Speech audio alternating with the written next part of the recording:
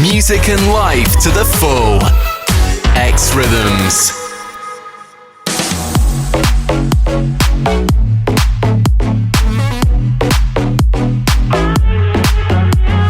It would be cool to talk about like the social side of uni as well. Freshers Week, societies. So 2 years ago I had Freshers Week, and then last year I was on Freshers Week committees. And like from the point of view of being on the committee, I can definitely see how we would have been able to organise like a fairly decent Freshers Week. I think, you know, certain things like club nights, I don't know how that would work out, but most of the week I think we could have reorganised and made it fit deadlines. For my events we did like painting and like did Bob Ross painting tutorial, which was really fun, and like played card games that you can do like kind of at a distance, I guess. So Freshers Week will look very different this year, but I think it depends on what your priorities are for that. Like if you're really into the club scene, then this Freshers Week might not work out. But I'm sure that at some point in this year when clubs begin to open, there will be kind of like a Freshers Week 2.0. There will still be so many opportunities to meet people and get to know the new place that you're moving to and kind of settle in and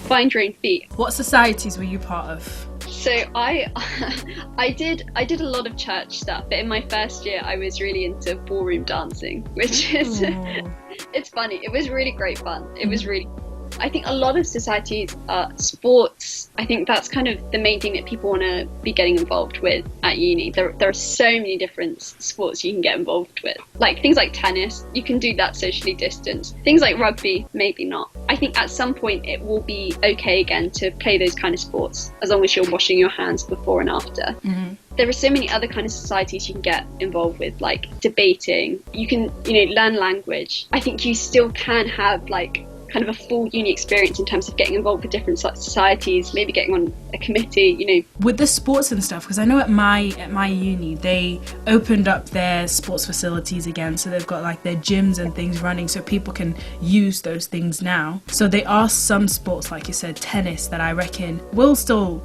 carry on and be able to do, but then it might just be the others. You won't get that whole like rugby culture probably as soon as which could be a good thing.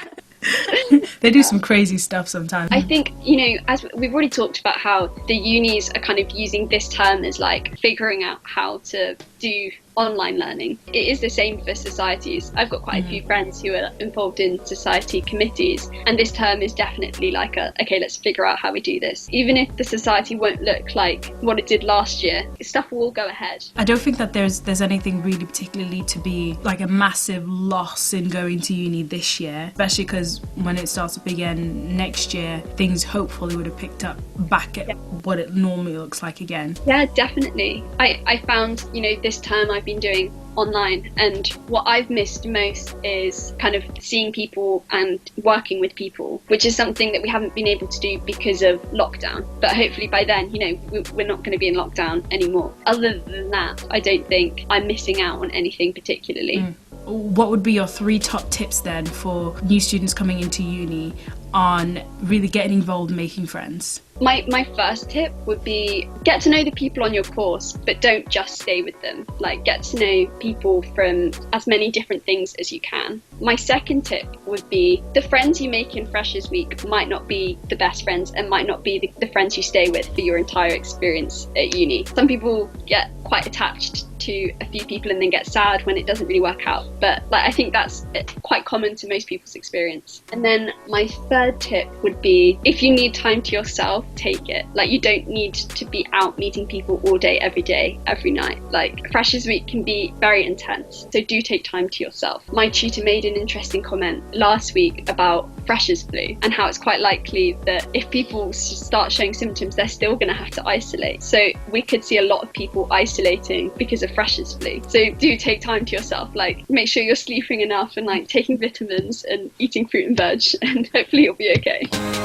Traditional gap years often look like a lot of travelling. Maybe the actual travelling itself, like going to other countries, might be okay, but it's just a case of when you get to that country, will you be able to do everything that you want to do? And also I think it's worth thinking about job opportunities.